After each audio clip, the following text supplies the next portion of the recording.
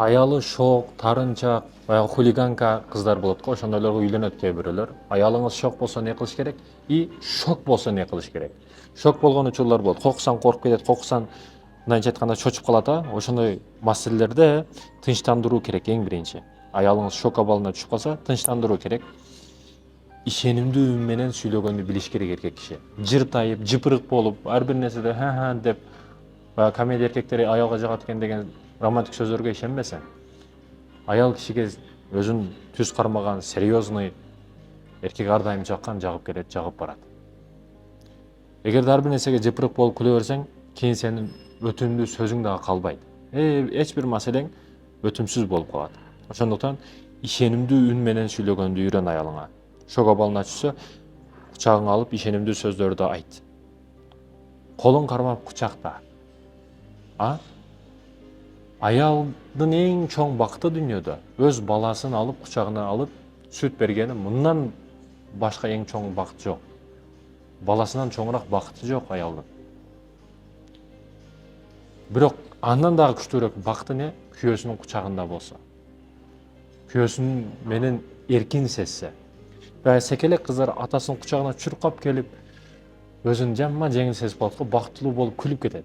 Атасы мынтип басмаға көтөрө турган болсо, кыйыктырып, күлүп, коркпойт. Жерге түшүп кетем дебейт. Неге? Атасы кармап калат да. Ошондой өзүн эркин, анан бактылуу сезет. Эгерде сиздин аялыңыз ошондой болбосо, сиздин алыңызды эркин сезбесе, коопсуз сезбесе, сиз эр болуп не кылып жүрөсүз? Ошондуктан не кылышыңыз керек экен? Колун кармап, кучактап, ишенимдүү сөздөрдү айтышыңыз керек экен. Андан кийин физикалык коопсуздук. Сырткы күчтөрдөн, жаман көздөрдөн, жаман сөздөрдөн сиз ишенишиңиз керек аялыңызга. Сиз ишенбесеңиз ким ишенет? Сиз коргобосоңуз ким коргойт? Ал үчүн өзүң күчтүү болушуң керек. Бир кыз бир жерге турмушка чыгып бара турган болсо, ошол үй бүлөдө ошол эркектин, турмушка чыгып жаткан эркектин авторитети кандай? Үйдө сөзү кандай? Сырттан табып келип аткан акчасы кандай? Ошого жараша авторитети барбы? Барып аткан кызынын авторитети үйдө ошондой болот. Баланы кандай урматташса, анында аялын ошондой урматташат, сыйлашат үйдө. Ошондуктан не кылышыңыз керек экен? Физикалык коопсуздук, сырткы жаман көз, жаман сөз, жаман кыжалат кыла турган маселелерден бардыгын айтор сиз менен коопсуз сезиш керек. Сизди келип кучактаганда бардык көйгөй маселени унутуш керек. Сизге ишениш керек. Андан кийин шок абалына болсо, не кылышыңыз керек? Коопсуз жерге жаткызышыңыз керек, отурушуңуз керек, турушуңуз керек, айтор коопсуз жерде. Муздак тер чыгып жаткан болсо, жеңилирээк бирдеке менен жооп коюш керек. Бирок көп тердетиштин кереги жок, кажети жок. Суу бер. Фатиха сүрөсүн оку, аятал курсун оку, дем салып, атайын сууга салып, аялыңа бер ичир. Бул пайда, шифа болот. Куран шифа деп бекерден айтылган эмес. Аллах Тааланын 99 ысмынын ичинде бирөөсүнө Я Шафи, шифа берүүчү. Ушундай ысымдарды айтып, билген сүрөлөрүңдү окуп, суу бер, суу ичир аялыңа. Андан кийин тарынчак аялдар бар, билесизби? Эмне үчүн тарындың десең, өзү дагы билбейт. Кээде өзүнө өзү тарынып алат аял кишине. Психология өтө күчтүү да бу аял кишиники. Түшүнүп болбой. 2 саатта башкача сүйлөп, 2 сааттан кийин башкача сүйлөп калат. Бирок 2 сааттан мурда мен башкача сүйлөдүм эле деп, 2 сааттан кийин башкача сүйлөшүм керек эле деп, ортодо дагы башкача сүйлөп аткан болот да, карасаң. Өзүгө өзү түшүнбөй калат кээдечи. Өзүнөн өзү жиркенип кетет. Жаманыраак сүрөткө түшүп калса, ошону тезирээк удал кылып калганына аракетин кылат. Неге? Ошол дагы өзүңсүн негизи. Жаманыраак сүрөткө түшкөнүңдө өзүңсүн. Бирок тезирээк удал кылыш керек да. Ага баягы эң жакшы сүрөттөр сакталып калыш керек баягы жерде. Өзү болуш керек да. Өзү. Аркадагы тоолор сулуулугу ал эч нерсе эмес. Аркадагы задний фон сулуулугу эч нерсе эмес. Ошо негизгиси өзү сулуу болуш керек, аркага задний фондун кереги жок да. Аркадагы тоолор сонун турат. Сенин сулуулугуңа ким карайт эле? Ит дагы карабайт. Аркадагы тоолорду карайт. Аркадагы задний фонду карайт биринчи адам. Айтор, өзүгө өзү түшүнбөйт. Өзүгө өзү тарынган аялдар бар. Тарынчактар менен кандай мамиле кылыш керек? Бул көп акылды жана түшүнүүнү талап кылган аялдар маселеси. Аялыңыз тарынабы? Демек сиз көбүрөөк акылдуу болушуңуз керек, көбүрөөк түшүнүмдүү, сабырдуу болушуңуз керек башкаларга караганда. Себеби сиздин аялыңыз тарынчак. Эмне үчүн тарындың деп, тарынышын эмне үчүн тарындың, себепсиз тарына бересиң деп мынтип башын жантыштын кереги жок. Себебин билип эле турасыз неге тарынганын. Эгер тарынган болсо. Угуп түшүнүүгө аракет кылып аны. Ошол жакшы жагынан келесиз, кичине жаманыраак жагынан келесиз. Айтор алдайсыз, турулайсыз, кээ бир маселелерде не? Жакшылык үчүн жалган дагы сүйлөйсүз. Алдайсың, абырайсың деген сөздөр бар го. Жакшы сөздөр менен. Аял кулагы менен дегени урматтуу мекендешим бекеринен эмес. Алданбай жаткан учурда дагы алдай билишиңиз керек да. Мындайча копол мисал менен келтирип атам. Алданбай жаткан учурда да алдай билүү бул баары кулагы менен деген.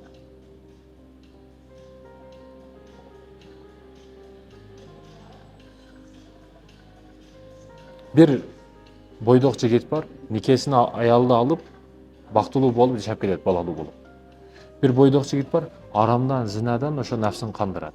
Кандырып атканда не дейт? Ой, ичиме таштаба, кыз айтат, ичиме таштаба, мен боюмда болуп калат дейт да. Баягы кайра-кайра ишендиришин аракетин кылат. Сен мен ишенбейсиң, мен сени сүйбөйсүңбү? Мен сени сүйөм. Таштай берейин. Уруктугум таштай берейин. Экөөбүз балдарыбызды мынтип бактылуу кылып, өрүк залдарда чогуу басабыз. Сен кучагыңа мынтип турасың, менин балам сени кучагыңа барат. Кучактайбыз. Менден балалуу болушту каалабайсыңбы деп дагы алдаганда аракетин кылат да. Мындайча айтканда копол мисал менен келтирип атам мен. Бирок алдаш деңгээли. Кулак менен сүйөт деген ошончолук деңгээлде процентти күчөйтүп бара бересиз. Баары аял киши кулагы менен сүйөт, кулагы менен алданып калат да. Эмоцияга бай болот аял киши. Өзүн арнап койгонун өзү да түшүнбөй калат.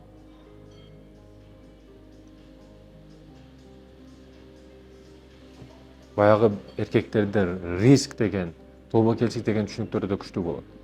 Аялда табиятында бала кароо деген маселени Аллах Таала бергендиктен тобокел кылуу, баягы коркпоштукка карай, коркунучка карабастан бардыгы коркпоштук маселелер аял кишиден назиктик менен берилген дагы бул маселеге анча кирбейт. Аял киши коопсуз жерде, жылуу жерде болгонду каалайт. Ошондуктан да бизнесмендерди карасаңыз бүт эсептелүү эле аял болбосо, президенттерди карасаңыз эсептелүү эле аял болбосо, депутаттарды карасаңыз эсептелүү аял болбосо, бүт бардык эркектер да. Эркектер көп ийгиликке жетет. Неге? Тестостерон деген эркекте. Түшүнүүгө аракет кыласыз. Туура чек коесуз. Туура түшүнүк коесуз. Кээ бир аялдар өзүнүн көз жашын манипуляция же курал кылып алган. Сиз ошону билип турасыз. Түшүнүп эле турасыз. Аялдын көз жашына ишенбе дейт, Аялдын эң чоң жалганы көз жашы. Көз жаш менен сизди алдап коет. Ою башка, ашказан башка, анан көз жашы башка нерсени айтып аткан болушу мүмкүн да аял киши. Бир тараптан тезирээк кетсем экен, курсагым тойгузсам экен, көз жашы агып турат, мээси башка нерсени берип атат. Тезирээк барып уктасам экен. Айтор, эмне кылышыңыз керек экен? Эгерде көз жашын сизге болуп жаткан таарынычын манипуляция же курал кылып алган болсо, бул маселени такташ керек. Бул мени алыска барбайсың деп туура так түшүндүрүш керек. Мындай тегерек столдо отуруп алып түзмө-түз сүйлөшүп ушул маселелерди чечип алыш керек. Эр катын болуп жашагандан кийин мен сага сабыр кылышыма туура келет. Бирок мындай өзүңдүн таарынычыңды, көз жаштарыңды манипуляция же курал кылып алсаң, алыска барбайсың деп туура так түшүндүрүш керек аял кишиге. Мен дагы 1 жыдайм, 2 жыдайм, 3 жыдайм, акыры сенин тилиң тыйылбаганыңа байланыштуу менин колум дагы чапатып тартып коюшу мүмкүн деп. Уруу туура эмес бирок. Тарынуу кээ бир аялдардын тарынычы качан сүйүүгө муктаж болуп калса, анан чыга баштайт. Сизден тарынат. Мени сүй деген ал деген. Тарынып атабы, сиз сүйбөй атасыз демек. Демек жакшыраак гүл беришиңиз керек, демек жакшыраак мишке беришиңиз керек. Аял киши эң биринчи, урматтуу мекендешим, эмне? Алтынга эч качан тойбойт. Биринчи нафс каалоосу алтынга эч качан тойбойт. Экинчиси подаркага эч качан тойбойт. Подарканы ар түрдөөсү. Биринчи алтын деп неге башка кылып айттым? Себеби алтын табиятында кан тамырга чейин сиңип кеткен, бул табиятында бар нерсе. Ошо Клеопатрадан баштап бардыгы алтынга өтөбүш болгон. Алтын. Андан кийинкиси подарка. Кружка бересизби, чайник бересизби, гүл бересизби, түбөгү менен бересизби, картинка бересизби, лампочка бересизби айтып айырмасы жок. Не болсо колуңуздан келсе бере беришиңиз керек да. Мен сөзсүз мындай 101 роза кылам дебеңиз. Аялга узактыгы маанилүү. 101 розаны бир бергенден көрө 101 розаны 101 күн берсеңиз, ошол мамилени дагы сактап калышка себепчи болот. Анан мага внимание берип атат деп ойлойт. Айтор, кыска ойломоңуз, узакты ойлогонду билиңиз. Акчаны да эконом кылганды билиңиз. Ар тараптуу ойлоңуз. Акылдуу адам кор болбойт. Себеби ал көптү билет. Ошондуктан кенен ойлонуп, туура түз чечим чыгарышыңыз керек экен. Сүйүүгө муктаждыгын билсеңиз, сүйүү беришиңиз керек. Андан кийин ачуусу келген аялдар бар, билесизби? Алар менен сүйлөшүү кыйын, бир маселеде кеңешип, кесилишип, кетүү кыйын. Бирок ачуусу тез келген аялдар, ушинтип кухняга кирип, бакырып, идиштери сындырып, деп аткан аялдар жүрөгү таза болот, байкасаңыз. Болгону ошол ичиндеги сизге болуп айта албай жаткан нерсени идишти сындырып коет, чайнекти ыргытып берет, же катуураак бакырып коет да. А бирок алар эң сонун эне, эң жакшы апа, эң жакшы аял болот алар. Ачуусу тез келген көтөрө билишиңиз керек ошол маселесин. Ар бир адамда ката кемчилик болот, сизде дагы бар. Идеал аялдын өзү жок. Неге? Идеал эркектин өзү жок, ошон үчүн жок. Бул маселени мындай маани берип карасаңыз, көп түшүнүктөрдү мынтип көңүлүңүзгө чыгып келет. Аялыңыз ачуусу тез келеби, муну да көтөрө билиңиз. Аял кыянат кылбаса, мал мүлкүңүздү уурдап көчөгө сатпаса, сиз жокто кыянат кылбаса, башка не себеп бар? Бардыгын кечирсе болот. Башка маселелер бүт кечирсе болот.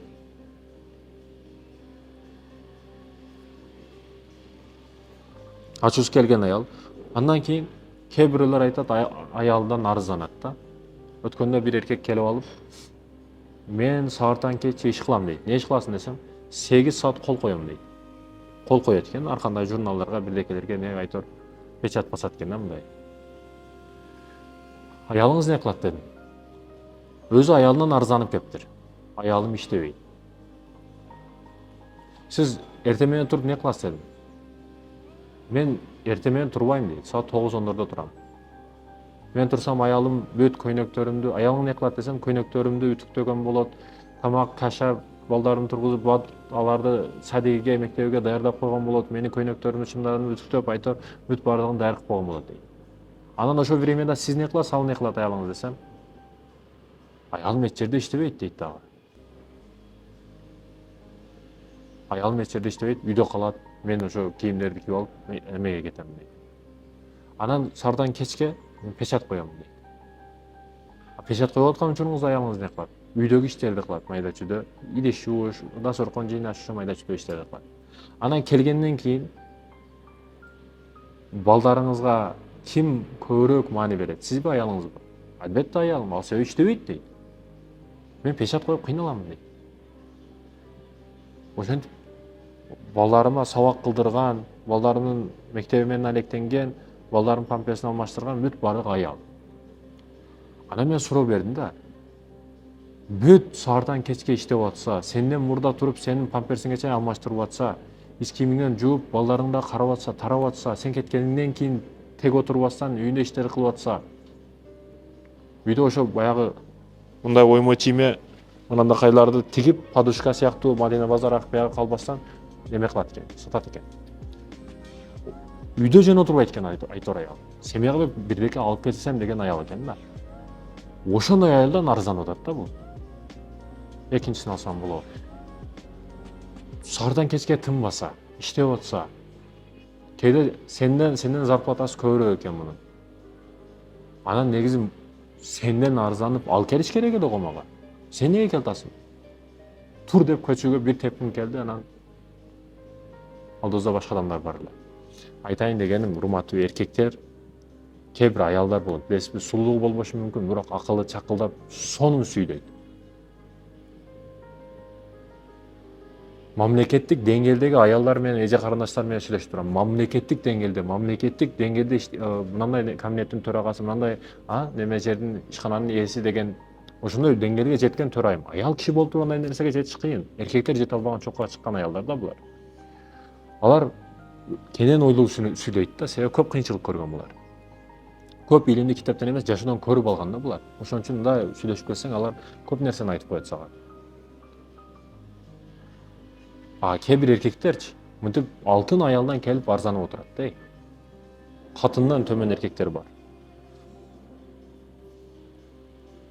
Ачуусу келген аялдар, андан кийин көп уктаган аялдар маселесинен өзү каалаганча уктайт.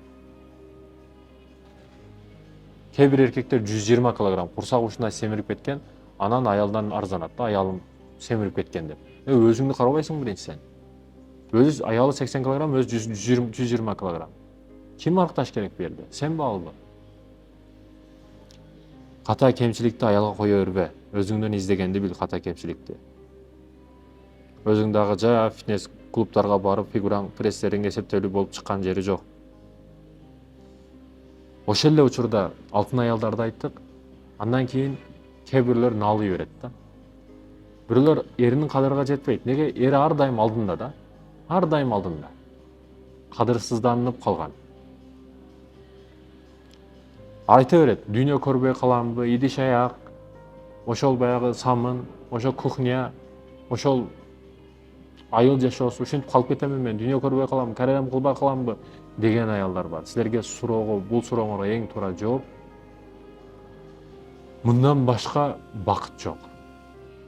Сиз өзүңүз билип, ошол леди болуп кетип, модель болуп кетип, ошол сулуу болуп, сулуулугун бүт дүйнөгө реклама кылып көрсөткөн аялдарды мындай ичи менен чындап реал жашоосун, интернеттеги жашоосун эмес, инстаграмдагы жашоосун эмес, реал жашоосуна кирип караңда, бир тыйын бакыты жок. Мен 100% кепилдик менен гарантия менен айтам. Бир тыйын бакыт тапкан эмес ал. Же эри менен ажырашып кеткен, же балалуу болбой калган, же баласы наркоман болуп кеткен, айтор бардыгы ушундай. Айылда жашап, аялдын 5 баланы төрөп, 5 баланын меримине кучактап, бооруна кучактап, 2 көкүрөгү менен 5 баланы чоңойтуп, мындай аялдар мындан өткөн бакыт жок. Урматтуу карындашым, сиз түшүнүшүңүз керек бул маселени. Аял үчүн эң чоң бакыт ошо балдарын көкүрөгүнө алып сүт бергени, мындан өткөн бакыт жок. Күйөөңүз алдыңызда, тапкан рызкыңыз, утурам, эртең менен турган учуңузга, кечке жете турган рызкыңыз бар, сизден өткөн байраак адам жок. Муну мен эмес, пайгамбар айткан. Ошондуктан наалыбаңыз, Кудайга шүгүр кылыңыз. Өзү көп аялдар арзанат да. Кээде өзүнөн дагы арзанат. Мен сулуу эмесмин, мен семизмин, акынай деп өзүгө аркандай сөздөрдү айтат. Кээ бирөөлөр жол таап алган, бир келген жашоодо каалаганча жеш керек, каалагандай жүрүш керек деп. Бул жерде дагы шарият жардам берет бизге. Көрдүңүзбү, адылдыкты, тактыкты, тууралыкты бизге бир гана дин өзү үйрөтөт, башка эч ким. Эч качан жардам бербейт. Дейл Карнеги жакшы бактылуу жашоону үйрөтөм деп өзүн өзү асып өлтүрүп алды. Пайгамбарыбыздын тарбиясы Аллах Таала өзү болгондуктан пайгамбарыбыз бар жокту туура үйрөтүп кетти. Үлгүнү пайгамбардан алабыз.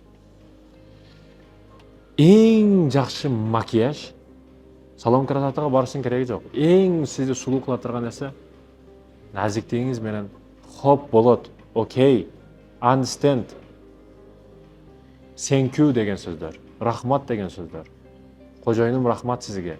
Сиз бар, биз бар деп балдардын алдындагы, эркек балдардын алдында ошол сөздөрдү айтышыңыз керек. Эркек кишиге дух бергенди билишиңиз керек. Балдарыңыз дагы ошолдун атасынан берип аткан духту көрүп, башка келиндер дагы тарбия алат да бул нерседен. Кайненелерчи бүгүн атаңа чай кой. Атаң келди, тамагын ысытып берип кой. Ана жерде кечеги тамак калып кеткен, ошону алып чыгып берип кой деп айтат да. Мына пайгамбарыбыз саллаллаху алейхи вассалам аял Хадиша энебиз өтө мындайча айтканда миллионер болгон. Бирок пайгамбарыбызга бардык кызматын өзү кылган.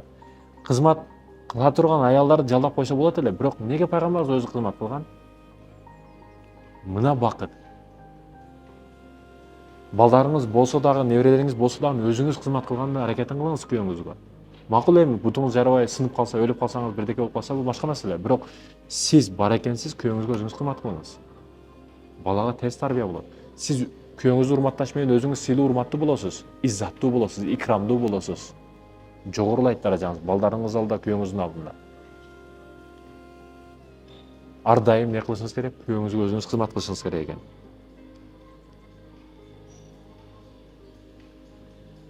мындай карасаңыз улуу инсандарды, биздин ата бабаларыбызды калдырсаңыз, Молдо Кылыч, Молдо Нияз, Имам Бухари, Имам Маргулани, бүт окумуштууларды карасаңыз, булар өзүнүн багытын так туура билип, анан эмнеде багыт экендигин анык билген адамдар да. Бүгүн биз дүйнөдө жарышып атабыз. Талап көп болгондуктан, мисалы, дүйнөдө жарышып атабыз, машина алышыбыз керек деп, машинага талап ушунча күчтүү болгондуктан машина кымбаттап кетти. Нен аркадан куусаңар, ошол нерсени кымбаттатыш деген маселеси бар шариятыбызда. Кудай Таала ошонун аркасынан кул кылып коёмун дейт. Азыр не болуп атабыз? Кул болуп кетип атабыз. Дүйнө, мал мүлк, квартира алам деп кылбаган иш калбады адамдар. Эмненин аркасынан катуу түшсөк, ошол нерсеге жетишибиз кыйын боло берет. Андан кийин өзүңүз кызмат кылат экенсиз. Сиздин эң жакшы макияжыңыз хоп болот, сиздики туура деген сөз экен. Андан кийин, урматтуу эже карындаштарым, ушуну билиш керек. Сизди сүйгөн эркек сизге чектөө коёт. Аны кылба, муну кылба, мына жерге барбай эле кой деп аткан эркек сизди сүйгөн эркек чында. Анан бул нерсени кээ бир аялдар туура эмес түшүнөт. Мени барымдай кабыл кылбай атат, эрим деп ойлойт да. Жок, сизди эриңиз барыңыздай кабыл кылып, чектөөлөрдү туура коюп атат. Сүйгөн эркек чектөө коёт. Бал билгениңди кыл деген болсо, ал урдум сени, болду. Билгениңди кыл, мен да билгенимди кыламын дегени да ал. Сизден көбүрөөк, онун көбүрөөк күчтүүнү кылып жүргөн эркек. Айтайын дегеним, сизди сүйгөн эркек чектөө коёт. Чыныгы эркек чектөө коёт, кызганат. Бүгүн мына жерге барбай эле кой десе, барбай койгонуңуз жакшы. Мен сөздү эмнеге алып келип атам? Биз урматтуу мекендешим тынч эле жашап келебиз. Анан жаңы жыл бар, анан 11 классы бүтүрмөйлөр бар да. Ушул учурда билесизби? Тынч эле жашап келип ушул учурда нелерди угабыз жаңылыктардан? Жаңы жылда паланчанын жүрөгү жарылып өлүп калыптыр. Паланча жерде атышма болуп кетиптир, паланча жерде урушуп кетиптир, паланча жерде дискотекада мындай болуп кетиптир. Анан выпускнойдо не? 2 жаш өспүрүм машинасында авария болуп кетиптир. 4 жаш бала мерт кетиптир. 2 кыз өлүп калыптыр. Атасынан уруксат жок, машинаны урдап кетип, бирдеке болуп кетиптир. Атасы машинаны берип койгон экен, гайга түшүп мындай болуп калыптыр. Айтор ушундай жаңылыктар башыбыздан ашып келет. Ошо выпускнойдо, анан жаңы жылда. Экөөдөн тыюу салынган маселелер. Кээ бир мугалимдерге дагы айтарым, акыркы жолу бүтүрүп атасыңар 11 классты, мындан кийин мектепке келбейсиңер, өзүгө доля алгысы келип аткан мугалимдер өзүңөрдү тыйгыла. Ошондой нерсени уюштуруп, лидер болуш керек да, коомго аралаш керек да булар деп, ар кандай шылтоолорду өзүңөргө коюп алып, өзүңөргө акча иштегиси келип аткан мугалимдер өзүңөрдү тыйгыла. Адамдардын өлүмүнө себепчи болуп каласыңар силер.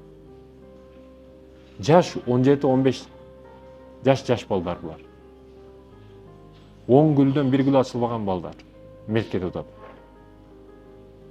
Андан кийин бул маселе эч нерсе эмес. Выпускной деген маселе бар. 10 жылдык, 20 жылдык дегенди кайсы адам ойлоп таптı билбейм. Бул туура эмес. Мектепте 10 жылдык, 20 жылдык деген маселе жок. Сен 1 жылдык кылып туруп эле бара бер. 1 жылдан кийин барып компьютер алып бер, 2 жылдан кийин барып мектептин ремонт бир жерин бүтүрүп бер. Мектепке канча жакшылык кылсаң кыла бер. Бирок 10 жылдан кийин классташ кыздарын алып келип алып, күтүлбөгөн махаббаттар, мектепте 11 класста ал кызды сен сүйүп калгансың, ал кыз башканы сүйүп калган, ошо романтикалык кечелерди ойготуп, жан дүйнөңдө уктап калган сезимдерди ойготуп, анан зына болуп өтө мындай арам иштер көп болуп кетет. Буга не себеп? Выпускной. Жолугушуу, 10 жылдык, 20 жылдык жолугушуулар себепчи болуп атат. Анан чыгып алып, мектептен чыгып алып, тоого чыгып, бийлеп, сайраңдап, тайраңдап.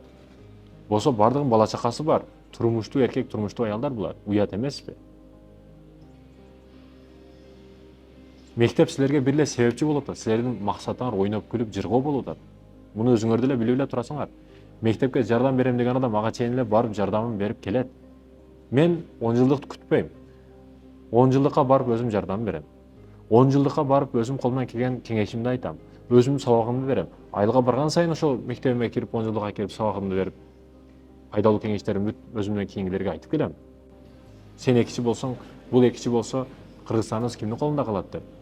Бул маселелерди айтам. Айтайын дегеним, урматтуу мекендештерим, мусулман бир туугандарым, Бул маселелер ойлоно турган маселелер. 10 жылдыкты күтпө, 20 жылдыкты күтпө, колунан келген мектебиңе жардам бере бер. Зына, ойноштукка себепчи болуп калба. Көрүп атабыз коомубузда эмне иштер болуп кетип атат. 10 жылдыкка барды, аял эркекти өлтүрүп койду кызганычтын айынан. Эгерде кыянат кылганы факт түрүндө далилдер менен боло турган болсо, ал аял болсун же эркек болсун айырмасы жок. Ал кол тийгизишке дагы арзыбай турган адам да. Сен барып аны сүйлөшкөнгө дагы арзыбай турган адам. Аны менен жөн гана ажырашып кет, болду. Өлтүрүш шарт эмес аны. Өлтүрүш жан алыш сенин ишиң эмес. Америкада өлтүрүү жазасы бар, өлүм жазасы бар. Билесизби, бирок өлтүргөндөн кийин соттор туура эмес чечим чыгарып койгонун билишет да. Качан өлүп бүткөндөн кийин адам соттордун чечими туура эмес болгону далилденип калат да. Россияда өлүм жазасы жок, мисалы үчүн. Айтайын дегеним, масштабтуу түрдө деңгээлде мисалдарды келтирип атам. Кичине адам болуп туруп, кең акылыбызга нөмө катары алышыбыз керек бул сөздөрдү. Ошо 10 жылдык, 20 жылдык айынан, мектепте выпускной деген бүтүрүү кечелери айынан не деген балелер болуп кетти, не деген ойноштук, не деген жаман жөрөлгөлөр болуп кетип атат. Пивону качан ичти эң биринчи, сигаретти эң биринчи качан чекти десеңиз, 11 класста выпускнойдо дейт. Выпускнойдо ичип келгенмин дейт ошол кыз. Ичишти ошондо баштаганмын дейт. Качан музыканын үнү катуу чыкса, шайтан ойнойт. Сезимдерге алынат. Андан кийин тоого чыккан таза погода, ал жерде эки эсе сайраңдап, тайраңдап сезимдерге бошошуп, кыздар не кылып атканын билбейт, бала не кылып атканын билбейт. Карасаң, бир группа бул жакта утуп аткан балдары, кыздар ал жакта сайраңдап бийлеп аткан. Бардыгынан насвай, алкаш ичип алган арагы бар. Жаш бала болбосо бул, 18ге чыга дейт. Ойлонбосок болбойт, урматтуу мекендештерим, мусулман бир туугандарым. Сүйгөн эркек чектөө коет экен. Аял ар дайым күйөөсүнгө өзүңө кызмат кыл экен. Күйөөңө ар дайым өзүң кызмат кылышка аракет кылышың керек экен. Андан кийин пайгамбарыбыз айткандай, аялдын парыздан кийинки парзы, карзы күйөөсүнө баш ийүү. Кудайдын берген буйруктарынан кийин ордо, закат, намаз окудуңуз, андан кийин күйөөңүзгө баш ийишиңиз керек. Адал маселеде, дин маселесинде бардыгында күйөөңүзгө баш ийишиңиз керек. Аталар кызыңызды күйөөгө берип атканда сенин бейишиң тозогуң ушу менен ажырашпай жашап кет. Өлсө өлөсүң, калса каласын деп эрге бериш керек. Кичине кыйналсаң келе бер дейт да. Бүгүн саат сайын чалып абаын сураган, кызың кандайсың дегендер бар да. Сүйлөшпө телефондо. Неге азгырып атасың аны? Шайтанга окшоп. Ал өзүң жашасың, болду. Башында кыйналуу болот 3-4 жыл. Бирок барып бир аракка кергенден кийин бир суу болуп агышат алар.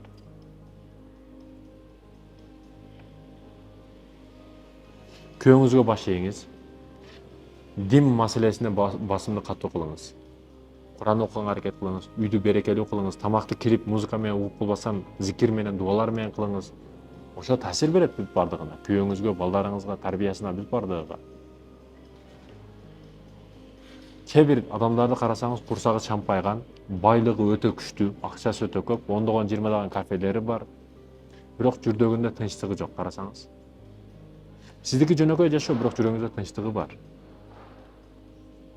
Багытын таппай калган адамдар өтө көп бүгүн.